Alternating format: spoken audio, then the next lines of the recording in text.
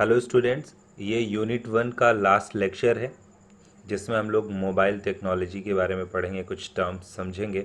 Mobile क्या है ये तो आप सबको पता ही है। एक हैंडहेल्ड डिवाइस है, मूवेबल डिवाइस है जिसमें बहुत तरह की सर्विसेज हैं। कम्युनिकेशन के अलावा आप एसएमएस कर सकते हैं। एमएमएस मतलब मल्टीमीडिया मैसेज सर्विस होती है जिसमें आप ऑडियो, वीडियो, एनिमेशन या पिक्चर्स भेज सकते हैं, तो उसको एमएमएस मैसेज बोलते हैं। मोबाइल 4 तरीके के होते हैं। ब्लैक एंड वाइट, जिसे हम लोग सेल फ़ोन कहते थे पहले, उनको सेल फ़ोन कहते हैं, जिसमें हम लोग कॉलिंग कर पाते थे और सिंपल टेक्स्ट मैसेज भी कर लेते थे। इसके अलावा दूसरी कैटेगरी आती है मल्टीमीडिया की, जिन्हें मोबाइल फ़ोन्स कहा जाता है। मल्टीमीडिया फ़ोन्स में ऑडियो, वीडियो, एनिमेशन की फैसिलिटी होती है। मल्टीमीडिया फ़ोन्स में ऑडियो, वीडियो, एनिमेशंस और इमेजेस की अच्छी फैसिलिटी होती है, फीचर्स होते हैं। इसके अलावा इंटरनेट कनेक्टिविटी भी थोड़ी बहुत चलती है और कैमरे के फीचर्स भी होते हैं। मल्टीमीडिया से एडवांस फीचर्स वाले फ़ोन्स जो होते हैं उन्हें हम स्मार्टफोन कहते हैं। Smartphone fully touch screen phone होते हैं जिसमें 3G 4G जैसी हाई स्पीड कनेक्टिविटी इंटरनेट मिलता है हमें। इसके अलावा ये कैमरा फ़ोन होते हैं, ढेर सारे फीचर्स कैमरे के होते हैं, बहुत अच्छी क्वालिटी के इमेज, ऑडियो, वीडियोस आप रिकॉर्ड कर सकते हैं। GPS सिस्टम होता है और इंटरनेट की ऑलमोस्ट सभी सर्विसेज आप इसके थ्रू ले सकते हैं। तो ये एक तरह का स्मॉल लेवल का कंप्यूटर है। तो कंप्यूटर के काफ़ी फीचर्स और वर्क आपको स्मार्टफोन्स में मिल जाते हैं। स्मार्टफोन्स इंटरनेट ऑफ थिंग्स के साथ भी कनेक्टिविटी प्रोवाइड करते हैं, मतलब अलग अलग तरह की डिवाइसेस और अप्लायंस के साथ आप कनेक्टिविटी ले सकते हैं। वाईफाई का सिस्टम होता है, इसमें आप अपने स्मार्टफोन को किसी भी नेटवर्क एरिया में कनेक्टिविटी दे सकते हैं। चौथी कैटेगरी के फ़ोन होते हैं सैटेलाइट फ़ोन, जिन्हें सैट फ़ोन भी बोलते हैं। तो सैटेलाइट फ़ोन यूज़ किया जाता है अगर आप चाहते हैं कि आपका फ़ोन ट्रैक ना हो पाए, तो ये सैटेलाइट फ़ोन डायरेक्ट सैटेलाइट के थ्रू कम्युनिकेशन करते हैं, या फिर इनको जो टावर्स कम्युनिकेशन के लिए नेटवर्क प्रोवाइड करते हैं वो भी ट्रैक नहीं किए जा सकते हैं। जो बाकी के फ़ोन्स होते हैं उसमें जो सिम कार्ड होता है वो आपकी आइडेंटिफिकेशन के लिए डाला जाता है। वो सिम आपके फ़ोन के आसपास किसी एक वर्क स्टेशन से कनेक्टेड होता है, तो जब भी आप किसी को कॉल या मैसेज करते हैं सबसे पहले वो वर्क स्टेशन में जाता है, उसके बाद उस टारगेट पर्सन के पास पहुंचता है। तो वर्क स्टेशन से या आसपास जो भी नेटवर्क प्रोवाइडर हैं, जो भी आपके टावर्स हैं, वहाँ से आपके फ़ोन को बड़ी आसानी से ट्रैक किया जा सकता है। आपकी लोकेशन को ट्रैक किया जा सकता है, आपने क्या बातचीत की, क्या मैसेजेस किए हैं या फिर किस लोकेशन पे हैं, सब कुछ पता किया जा सकता है। लेकिन सैटेलाइट फ़ोन पे ये सब पॉसिबल नहीं है क्योंकि आसपास के किसी वर्क स्टेशन से कनेक्टिविटी नहीं रखता है, इसीलिए इसको सैटेलाइट फ़ोन कहा जाता है।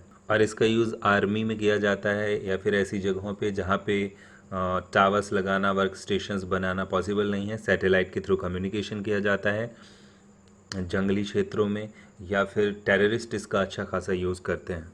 मोबाइल में कई तरह के टर्म्स यूज़ किए जाते हैं, जैसे कि एंड्रॉयड एक ऑपरेटिंग सिस्टम है। हर एक डिवाइस को जो मल्टीपल फंक्शंस और फीचर्स रखती है उसको एक ऑपरेटिंग सिस्टम, एक सॉफ्टवेयर की ज़रूरत होती है, मास्टर सॉफ्टवेयर जो सभी ऑपरेशंस को कंट्रोल करता है। तो हर एक मोबाइल फ़ोन को चलाने के लिए भी मोबाइल फ़ोन का सॉफ्टवेयर होता है।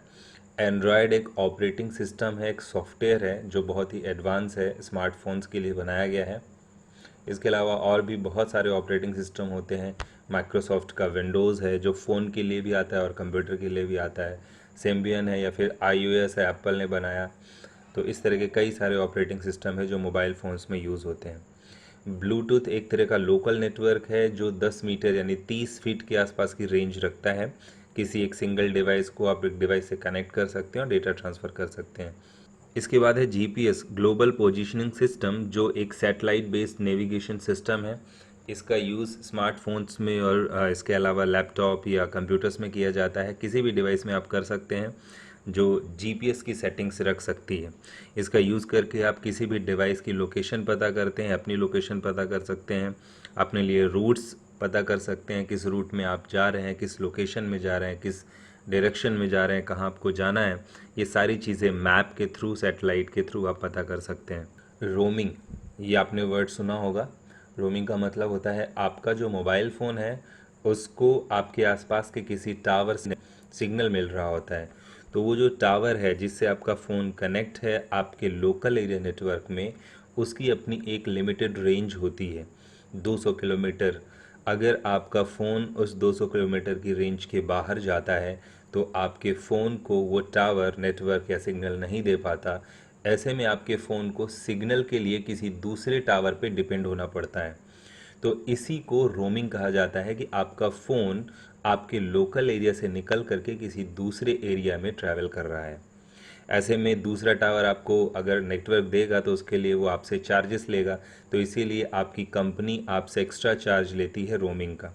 वैसे आजकल तो ये ज़्यादातर फ्री हो गया है, कंपनीज़ ने फ्री कर दिया है। सिम कार्ड आप जानते होंगे, सब्सक्राइबर आइडेंटिटी मॉड्यूल। मैंने आपको बताया सिम आपकी आइडेंटिटी के लिए होता है, जो आपके बारे में सारी इन्फॉर्मेशन रखता है। एक छोटी सी चिप है जो फ़ोन में लगी होती है और आपके आसपास के स्टेशन से कनेक्टेड होती है। VoIP voice over internet protocol. VoIP एक इंटरनेट प्रोटोकॉल है जो इंटरनेट या वाईफाई का यूज़ करके आपको वॉइस कॉल्स करने की परमिशन देता है।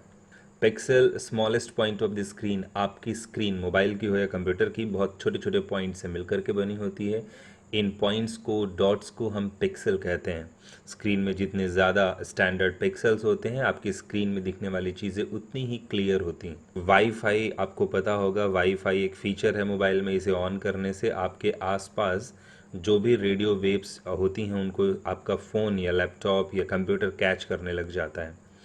और हॉटस्पॉट वो डिवाइस है या वो टेक्नोलॉजी है जिस डिवाइस के पास इंटरनेट कनेक्टिविटी होती है, वो अपने आसपास के एरिया में रेडियो वेव्स थ्रो कर सकता है हॉटस्पॉट के थ्रू। हॉटस्पॉट एक तरह का राउटर है।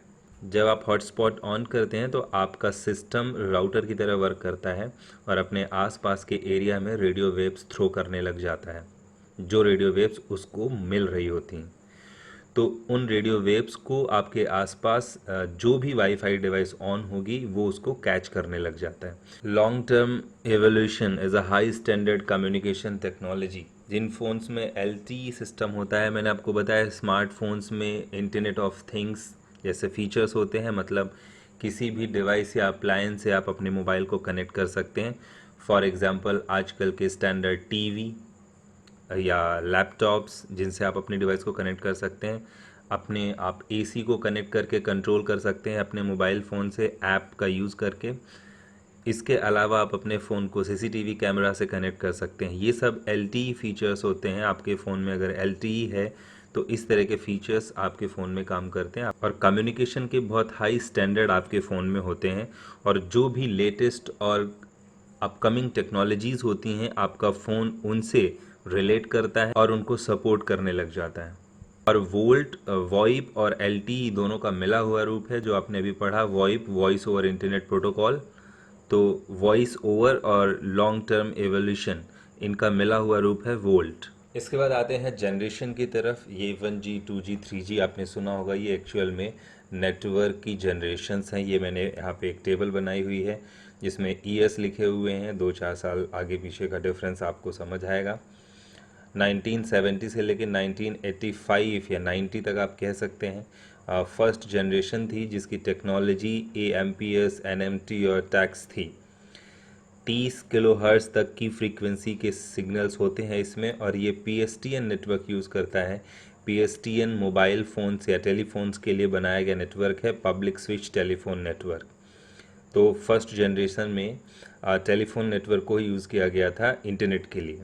सेकेंड जनरेशन में GSM टेक्नोलॉजी थी। GSM और CDMA ये दो तरह की टेक्नोलॉजी होती हैं मोबाइल फ़ोन्स में।